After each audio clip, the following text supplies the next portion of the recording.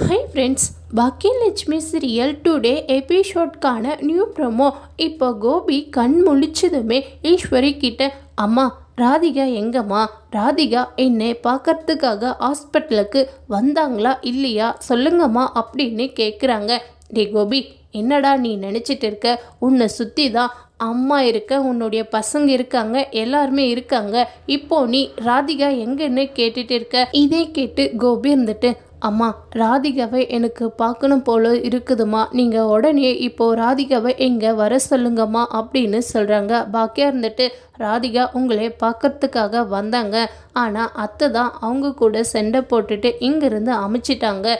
நீங்கள் வேணும்னா இப்போது ராதிகா கூட ஃபோன் பண்ணி பேசி பாருங்கள். இதே கேட்டு கோபி இருந்துட்டு, அம்மா நீங்கள் எதுக்காகம்மா இப்போது ராதிகா கூட சண்டை போட்டிங்க?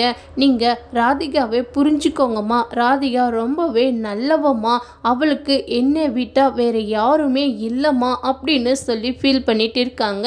இதே கேட்டு ஈஸ்வரி இருந்துட்டு, கோபி என்னை மன்னிச்சிடுப்பா கோபி அப்படின்னு சொல்லி மன்னிப்பு கேட்குறாங்க. இதோட இந்த ப்ரோமோவை முடிச்சிருக்காங்க.